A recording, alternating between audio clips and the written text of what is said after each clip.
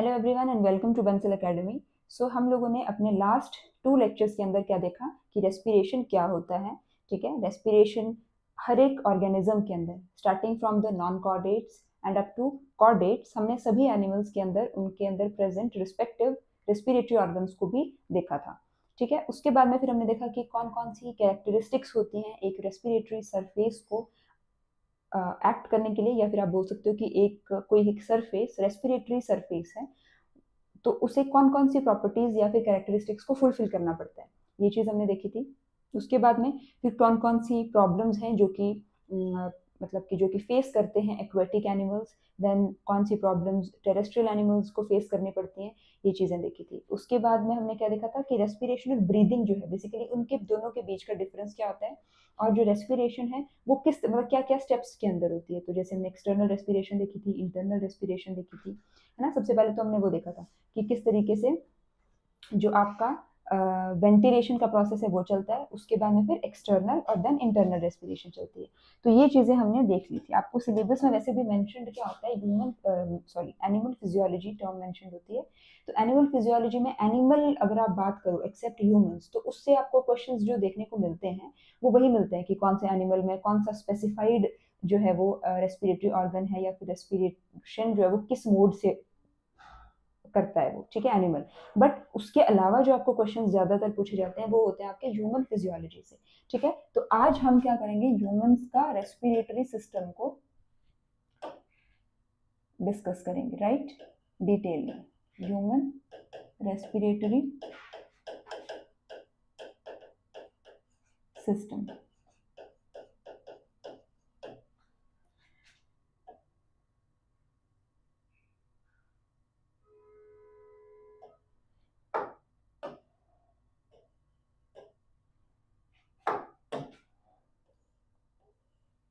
तो ये देखिए, ये आपका आता है जैसे नॉस्ट्रिल्स हैं, नॉस्ट्रिल से फिर ये पैसेज स्टार्ट हो जाता है आपका एयरवेज का।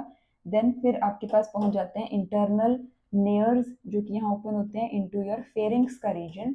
ठीक है, उसके बाद फिर आगे कंटिन्यू होता है ये टू द ट्रेकिया, और फिर ट्रेकिया आगे जा करके डिवाइड हो जाता है प्राइमरी ब्रोंकाई में। देन जो प्राइमरी ब्रोंकाई आपका जब लंग्स के अंदर इस तरीके से एंटर करता है, ठीक है, जब ये लंग्स के अंदर एंटर करता है तरीके से, तब फिर वो फर्दर डिवीजन शो करता है किस किस चीज में।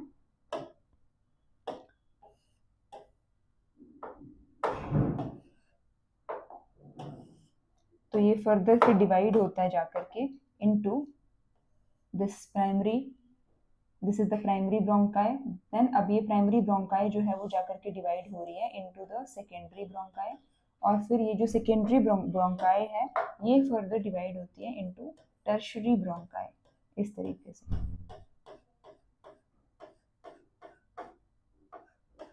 उसी तरीके से यहाँ पर भी, ठीक है, जैसे ये प्राइमरी है तो प्राइमरी पहले तो डिवाइड हो रही है सेकेंडरी के अंदर, और फिर जो सेकेंडरी वाली है वो फर्दर डिवाइड हो रही है इनटू टर्शरी।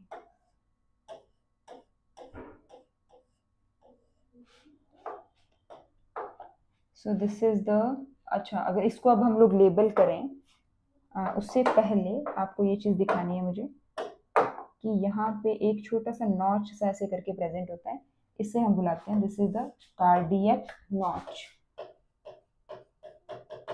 यहाँ पे हार्ट फिट इन होता है आपका, ठीक है, छोटा सा एक डिप्रेशन सा होता है। तो सबसे पहले इस चीज में हमने क्या देखना है कि ये तो आपको एक ब्रॉड एक व्यू दिखा दिया मैंने आपको कि कैसे आपका रेस्पिरेटरी सिस्टम दिखाई देता है। इसमें आप चीजों को लेबलिंग का ध्यान रखना है, जैसे when I am facing towards you people, ठीक है, तो this is my right side and this is the left hand side. तो मैं लेबलिंग भी इसी तरीके से करूंगी कि इस लंग को मैं राइट लिखूंगी, ठीक है, this is the right lung, और ये वाला लंग जो होगा उसे मैं लिखूंगी लेफ्ट लंग। तो जब मैं बोर्ड की तरफ फेस कर रही हूँ तो मेरा ये राइट आ रहा है और ये लेफ्ट आ रहा है।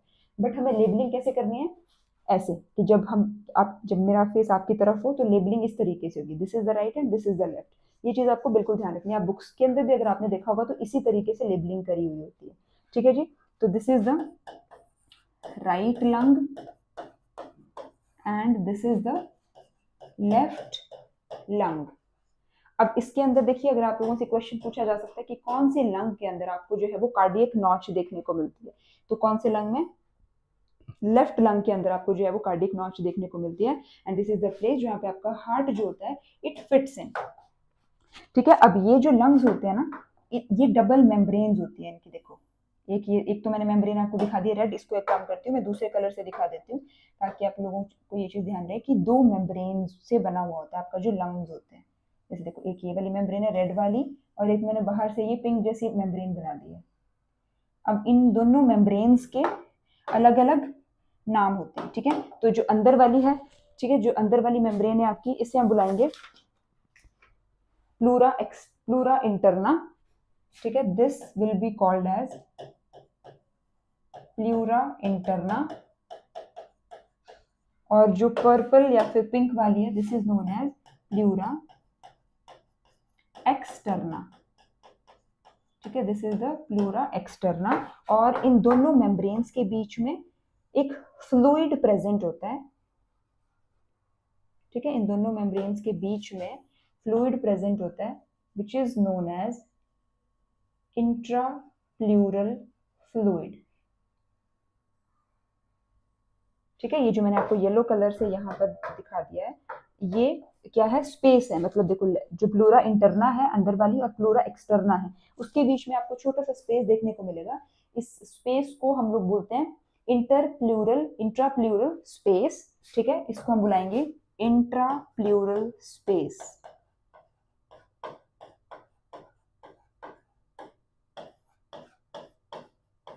ठीक है, स्पेस को हम क्या बुलाएंगे, इंट्राप्लूरल स्पेस। और इस इंट्राप्लूरल स्पेस के अंदर फिल्ड होता है प्लूरल फ्लूइड। प्लूरल फ्लूइड जो है is filled in the intrapleural space. अब ये जो इंट्राप्लूरल फ्लूइड इसके अंदर फिल्ड होता है, इसकी वजह से फिर क्या होता है कि ये जो दोनों मेम्ब्रेन्स है ना, ये एक दूसरे के साथ में ऐसे फिक्स होकर के रह पाती हैं। ठीक है, ये दोनों मेम्ब्रेन्स एक दूसरे के साथ में मतलब कि अटैच्ड हैं। क्यों? क्योंकि इसी प्लूरल फ्लूइड की वजह से। क्योंकि देखो वैक्यूम का क्रिएशन हो जाता है इसके बीच में प्रेजेंट होने से। जैसे आप लोगों ने भी देखा होगा, अगर आप एक कोई कंटेनर लें, ठीक है, या फिर आप कोई एक बोल सा ले लें, उसको पानी से भर दो, उसमें दो स्लाइड्स, वो जो ग्लास स्लाइड्स होती है ना पतली पतली, उन दोनों को डाल दो, तो आप देखोगे कि वो दोनों एक दूसरे से चिपक जैसी जाती हैं। अगर आप उनको ऐसे उठाओगे तो आपको ऐसा लगेगा कि एक ही स्लाइड है, बट वो दो स्लाइड्स होती है। तो वो कैसे होती है वो चीज़? क्योंकि वैक्यूम क्रिएट हो जाता है उन दोनों के बीच में, उन दोनों स्लाइड्स के बीच में। तो ठीक उसी तरीके से इन दोनों मेम्ब्रेन्स के बीच में भी ये जो पतला सा फ्लूइड प्रेजेंट होता है, pleural fluid which is present between this interpleural fluid. ठीक है, इसकी वजह से इनके बीच में एक वैक्यूम क्रिएट हो जाता है, फिर जिसकी वजह से ये दोनों मेम्ब्रेन्स आपस में जो है वो फिक्स होकर के रहती हैं। ठीक है, और यहाँ पर हमेशा ही प्रेशर कैसा होता है, नेगेटिव। आप ये चीज देखो कि always negative pressure is present in the intrapleural space।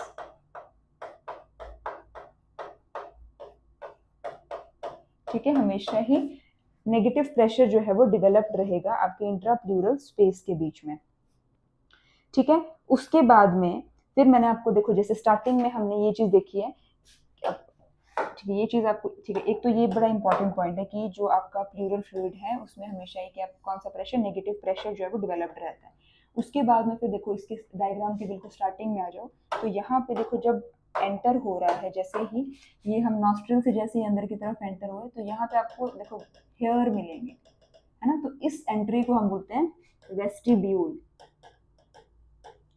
ठीक है, इसको क्या बुलाते हैं, वेस्टिब्यूल। उसके बाद का जो एरिया होता है, ठीक है, वेस्टिब्यूल के बाद का जो एरिया होता है, उसे फिर हम उसे एक और नाम दिया हुआ, that is the respiratory chamber. This is the respiratory chamber. ठीक है, और जो आपका ये लास्ट वाला एरिया बच गया, इसे नाम दिया जाता है, इसे क्या नाम दिया होता है आपका, all factory chamber. So this is the all factory chamber.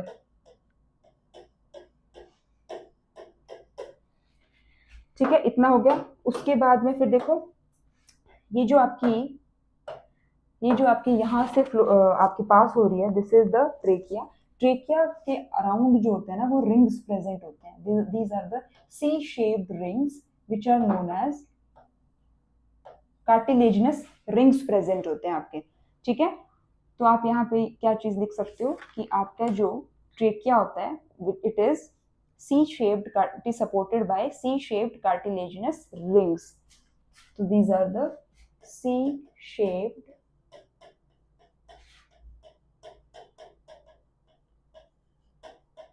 Cartilaginous rings है, ठीक है। These are the C shaped cartilaginous rings.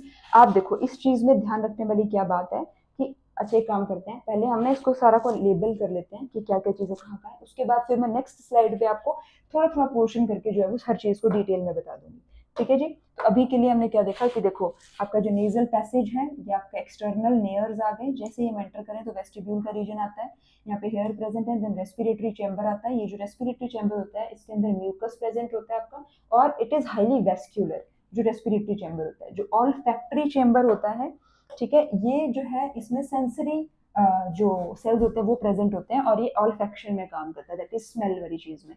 Then फिर हमारी जो ट्रेकिया, ये ट्रेकिया जो है विच इज ये ग्रीन कलर की जो ट्यूब है दिस इज द ट्रेकिया, ठीक है। इसको जैसे अगर मान लीजिए कोई ऐसे ट्यूब है तो उसको सी शेप्ड कार्टिलेजिनस रिंग्स ने जो है वो सराउंड करके रखा हुआ होता है। देन उसके बाद फिर आ जाते हैं ये जो ट्रेकिया है, फिर देन ये फर्दर डिवाइड हो जाती है इनटू द, सबसे पहले आ जाती है प्राइमरी ब्रोंकाई, ठीक है, this is the primary bronchi, ये जो दो हैं दीज आर द प्राइमरी।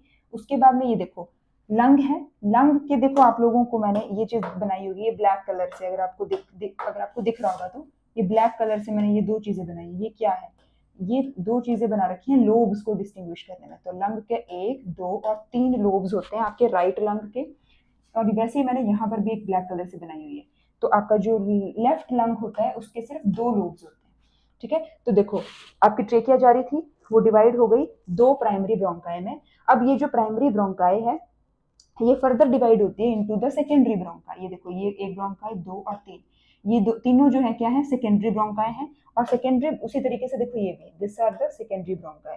फिर सेकेंडरी ब्रोंकाई जो है वो फर्दर डिवाइड हो जाती है इनटू द टर्शरी ब्रोंकाई।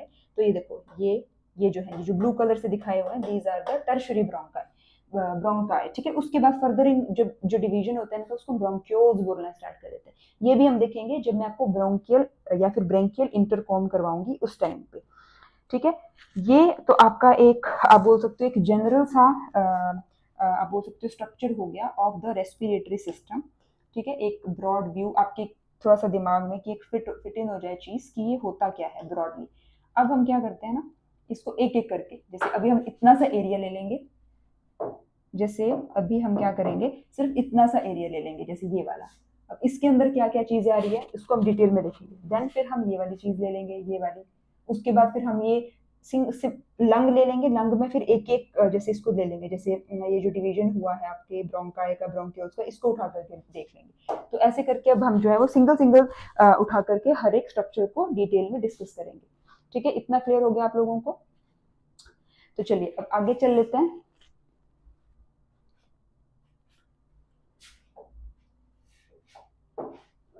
अब आगे अगर मैं आप लोगों को बताऊं तो ये देखो इस तरीके से हमने ये बनाया था,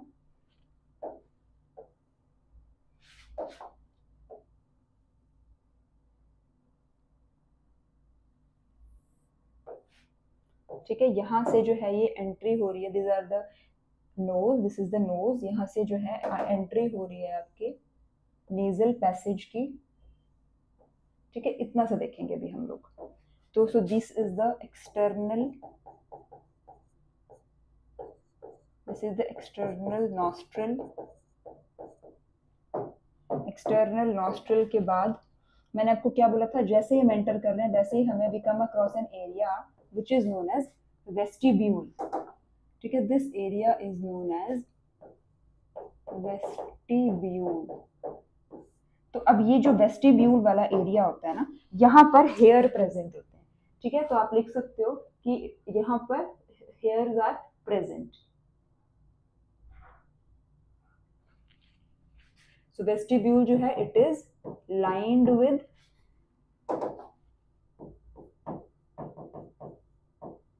hair and mucous membrane।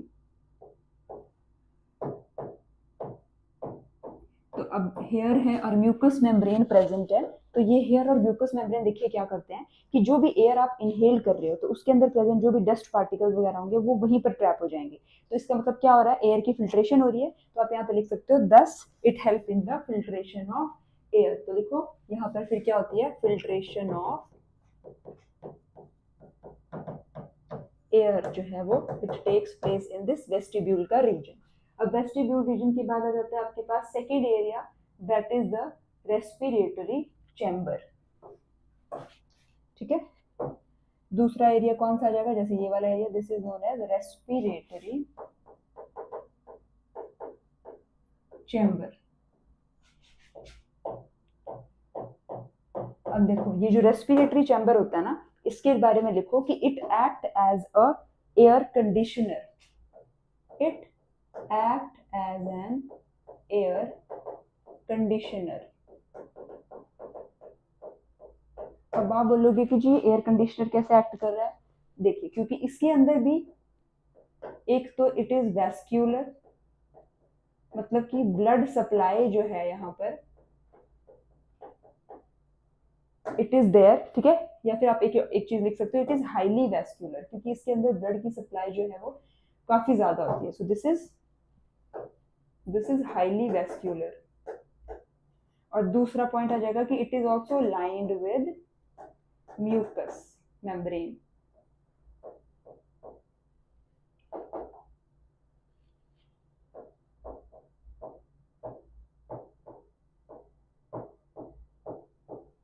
ठीक है, तो it act as an air conditioner and it is highly vascular, that is blood supply. देखो इस एरिया में क्या होता है आपके रेस्पिरेटरी चैम्बर में कि ब्लड की सप्लाई, ब्लड वेसल्स की सप्लाई काफी ज्यादा होती है।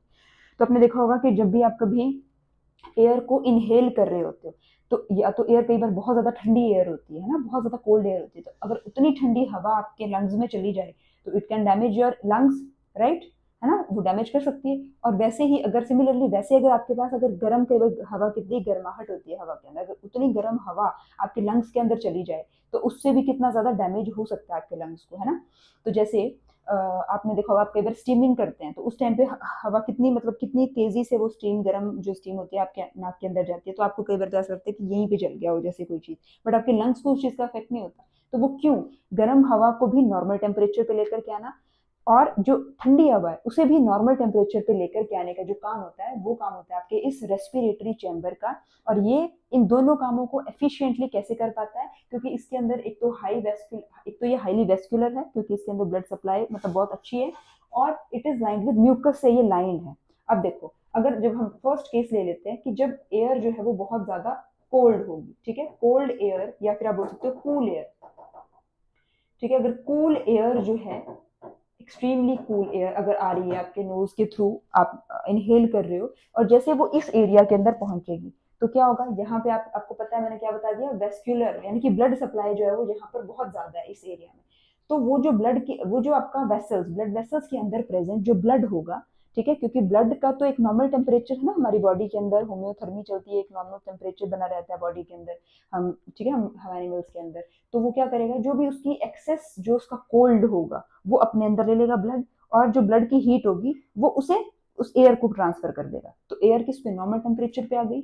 ठीक है, उसी तरीके से तो मतलब कि ठंडी हवा को एक नॉर्मल टेम्परेचर पे लाने का काम किया किसने, high blood vascular, sorry high जो इसकी हाईली वेस्कुलर होने की वजह से इसने ठंडी हवा को नॉर्मल टेम्परेचर पे ले आई। उसी तरीके से दूसरा मैंने बोला कि म्यूकस मेम्ब्रेन से लाइंड होता है। तो जब गर्म हवा आती है उस टाइम पे क्या होता है, म्यूकस की जो सिक्रेशन है वो इंक्रीज हो जाती है इस एरिया में। तो म्यूकस की सिक्रेशन इंक्रीज हो जाती है। अब म्यूकस को इवेपोरेट करने के लिए हमें क्या करना पड़ता है, हमें मतलब किस इवेपोरेशन के लिए आपको पता है हीट देनी पड़ती है ना, हीट की रिक्वायरमेंट होती है। तो ये जो म्यूकस यहाँ पे उस टाइम रिलीज होता है इसे फिर इवेपोरेट भी होना पड़ेगा। तो उस इवेपोरेशन के लिए, उस म्यूकस को इवेपोरेट होने के लिए जो हीट मिलेगी वो किससे मिलेगी, वो जो एक्सट्रीमली हॉट एयर अंदर आ रही है आपके नोज के अंदर उससे मिलेगी। तो ऐसे ही फिर वो अगर हवा की गर्माहट म्यूकस को इवेपोरेट करने में यूज हो रही है तो अगेन आपकी जो एयर है वो एक नॉर्मल टेम्परेचर पे आकर के पहुंच चुकी है। ठीक है जी, तो ऐसे करके आपका वेस्टिब्यूल का आपको फंक्शन क्लियर हो गया, और आपको जो है वो ये जो आपका रेस्पिरेटरी चेम्बर है इसका भी आपको फंक्शन क्लियर हो गया है ना। उसके बाद अब हम कर लेते हैं आपका जो थर्ड एरिया, जो थर्ड एरिया यहाँ पर प्रेजेंट होता है that is the olfactory chamber. यहीं पर जो आपका थर्ड एरिया भी प्रेजेंट होता है that is the olfactory chamber. ठीक है, अब ये जो ऑल्फैक्टरी चेम्बर होता है it is responsible for the smell perception. This olfactory chamber is responsible for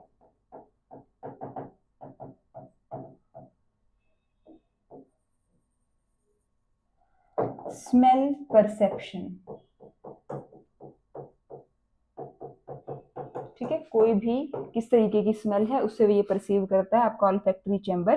ठीक है, और ये जो it is lined with the sensory membrane, आप लिख सकते हो this chamber is lined with sensory membrane.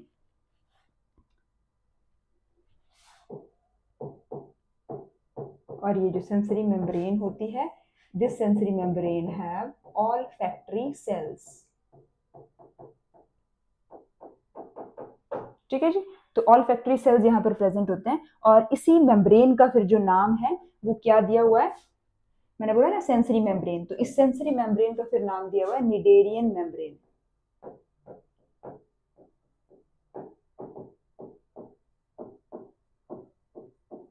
ठीक है, SCH जो है दिस इज साइलेंट और हम इसे बुलाते हैं cnidarian membrane and it is responsible for the perception of smell. ये तो मैंने आप लोगों को बता ही दिया कि ऑल्फैक्टरी चैम्बर है, स्मेल की परसेप्शन के लिए इंपॉर्टेंट है। क्यों? क्योंकि इसकी जो मेम्ब्रेन है it is lined with the sensory membrane. The name of that sensory membrane is the Schneiderian membrane and this membrane have the olfactory cells. तो इसी वजह से फिर ये जो है वो स्मेल को भी परसीव कर पाती है। ठीक है जी, तो ये आपका हो गया। देखो मैंने बोला था ना हम इतना पोर्शन पहले कवर कर लेंगे, तो हमने इतना पोर्शन जो है ये कवर कर लिया।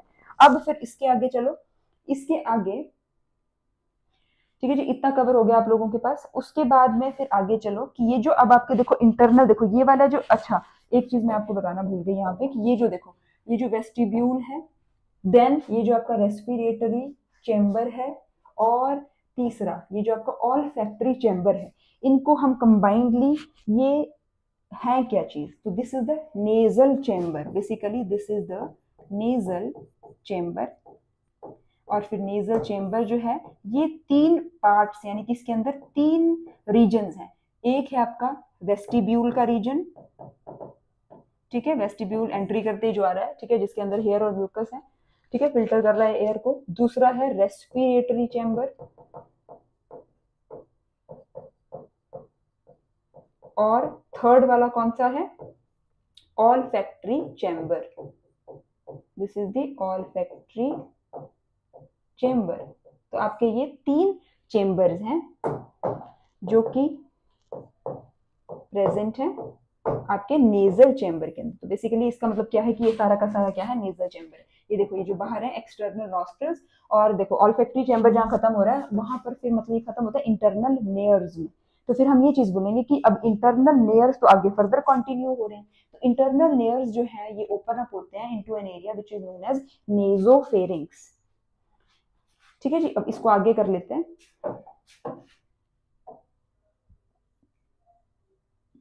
इस तरीके से देखो ये है। अब हमने ये चीजें तो देख ली, उसके बाद में फिर ये जो आपके देखो इंटरनल लेयर्स हैं, यहाँ पे आप लिख सकते हो कि जो इंटरनल लेयर्स हैं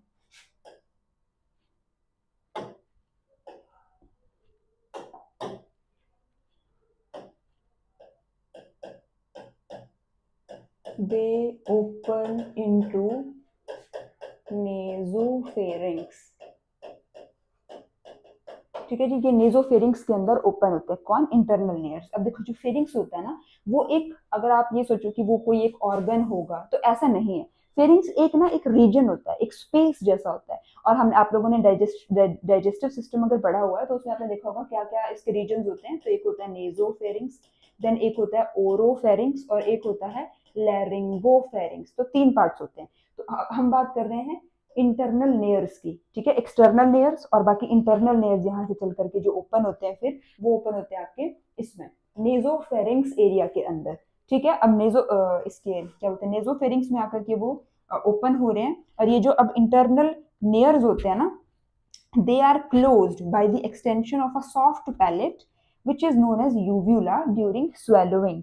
अब देखो जैसे जब हम खाना खा रहे होते हैं, ठीक है, जब हम खाना खाते हैं ना, तो उस टाइम पे देखो यहाँ पर बताती हूँ मैं आप लोगों को कि जब हम खाना खा रहे होते हैं तो उस टाइम पे देखो ये दोनों जाकर के जो आपका विंड वाला जो कनेक्शन है ना, जो आपका ये नोज, ये जो रेस्पिरेटरी सिस्टम का और डाइजेस्टिव सिस्टम का, दोनों ही फेरिंग्स के अंदर ही खुलते हैं जाकर के देखा जाए तो ऐसा हो सकता है जैसे आपने कई बार ये चीज देखी होगी कि जैसे कई बार नाक में दवाई डालते हैं तो उसका टेस्ट आपको मुंह में भी आ जाता है, ऐसा होता है ना।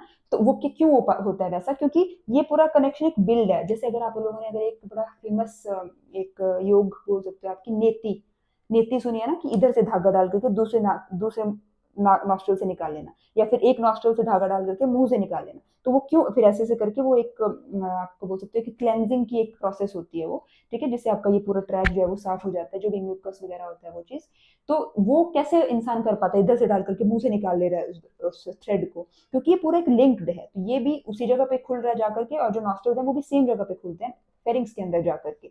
तो मैं आपको ये चीज बता रही थी कि अगर हम खाना खाएं तो ऐसा भी तो हो सकता है ना कि वो हमारे इधर, क्योंकि ओपनिंग है, जुड़ा हुआ है नाक और ये, तो नाक में आ जाए कई बार, है ना, खाना, ऐसा हो सकता है। बट ऐसा होता नहीं है, क्योंकि जो आपका ये इंटरनल नेयर्स होते हैं they are closed by a structure which is known as uvula. जब हम स्वेलो करते हैं चीजों को, जब हम निगलते हैं खाने को या किसी भी पीने की चीज को निगलते हैं, खाने की चीज को निगलते हैं, तो एक इस तरीके से एक स्वोलन सा स्ट्रक्चर होता है यूव्यूला नाम का, वो इंटरनल लेयर्स को क्लोज कर देता है, ठीक है, ऐसे ऊपर उठ करके क्लोज कर दे। जैसे आप लोगों ने कार्टून वगैरह में देखा होगा, जब वो जोर से चिल्लाते हैं ऐसे करके, तो उनपे एक ऐसी कोई चीज लटकी हुई सी दिखाई देती है अंदर, ऐसी सी उनके मुंह के अंदर ऊपर टॉप पे ऐसे करके लटकी हुई, तो वो क्या होता है यूव्यूला। जब हम अंदर निकलते हैं खाने को तो वो ऐसे करके ऊपर उठ जाता है, जिससे हमारा जो एयर का पैसेज है उसमें खाना ना चला जाए, ठीक है जी।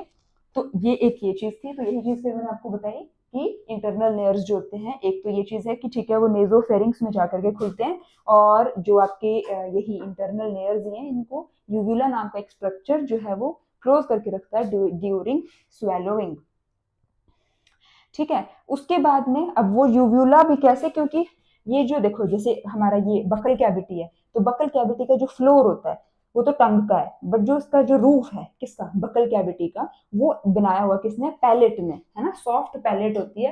ये चीज आपको डाइजेस्टिव सिस्टम में पता चलती है वैसे, है ना, बट फिर भी देखो यहाँ पे एक पैलेट सी होती है इस तरीके से, उसने बनाया होता है, और उसी पैलेट का हैंगिंग स्ट्रक्चर होता है यूव्यूला।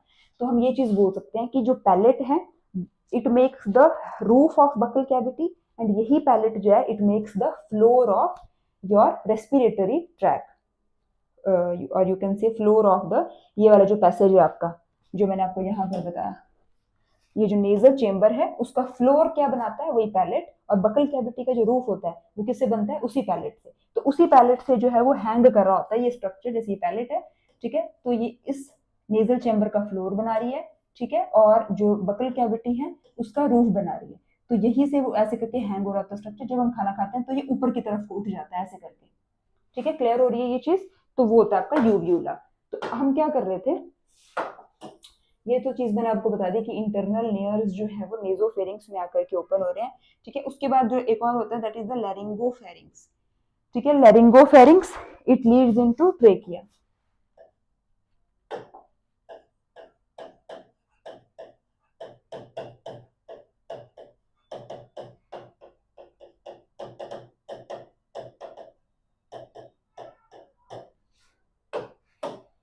लैरिंगोफेरिंग्स जो है वो आपको पहुंचा देता है ट्रेकिया के अंदर, और यही ट्रेकिया के ऊपर, ठीक है जी, और लैरिंगोफेरिंग्स के नीचे प्रेजेंट होता है एक structure which is known as larynx, ठीक है, यहाँ पर एक स्ट्रक्चर प्रेजेंट होता है that is larynx, and this is also known as voice box, ठीक है। तो ये एक चीज है जो आपको पता होनी चाहिए। अब ये जो लेरिंग्स भी होता है it is again made up of 4 cartilages, ठीक है। तो आप ये चीज लिख सकते हो कि जो लैरिंगोफेरिंग्स है इट लीड्स इनटू ट्रेकिया, ठीक है, वो चीज मैंने वहां लिख दी है कि लेरिंग्स जो है इट लीड्स इनटू ट्रेकिया, ठीक है, and above it is the presence of लैरिंग्स, and above trachea